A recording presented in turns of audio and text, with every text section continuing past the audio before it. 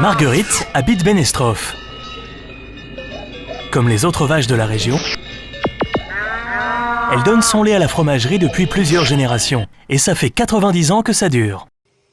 Nous sommes en 1924. Quelques producteurs de lait ont décidé de fonder une coopérative laitière.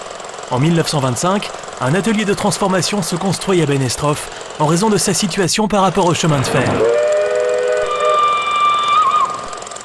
Au 1er janvier 1926, Marguerite et ses copines de la région fournissaient déjà 15 000 litres de lait par jour à la fromagerie.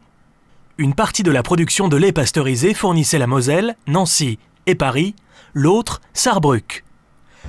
Après quelques périodes difficiles pendant la guerre, Marguerite se remet au travail dans les années 50 sous le régime coopératif. C'est la naissance de l'Union laitière lorraine de Benestrophe. Le 2 novembre 1950, Benestrophe redémarre avec 500 litres de lait en provenance de Val-les-Benestrophe. À cette époque, l'atelier de fromagerie s'équipe d'une chaîne de moulage à pâte molle. La fabrication de fromages ronds et carrés démarre. Un fromager issu des Vosges rejoint Benestrophe et démarre les premières fabrications de Münster. La capacité de cette chaîne est de 9000 litres par heure, soit un potentiel de 100 000 litres par jour. L'ensemble des opérations d'emballage reste cependant très manuel. À cette époque, le ramassage des laits se fait encore en bidon. La marque Benestrophe se développe et est reconnue dans l'Est de la France jusqu'à Paris. Le développement s'intensifiant et les ventes progressant, le 1er juillet 1970, l'ULLB devient Lorraine Lait, suite à une fusion de coopératives régionales.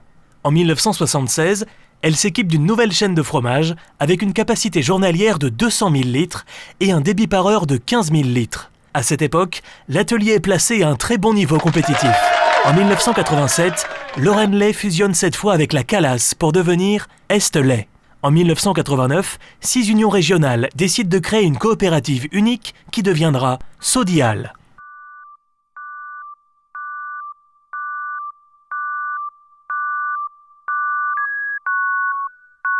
L'actuelle installation voit le jour en 2000.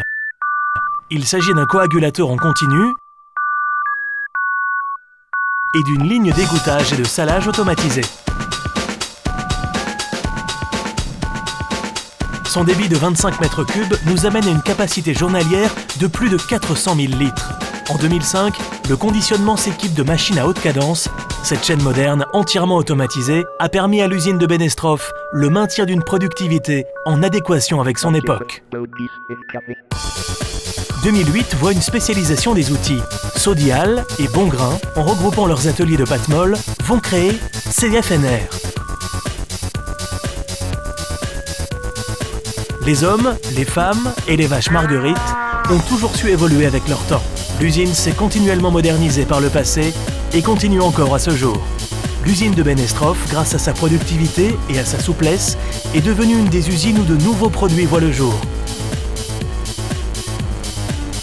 L'innovation, comme l'amélioration de nos outils, reste une de nos priorités.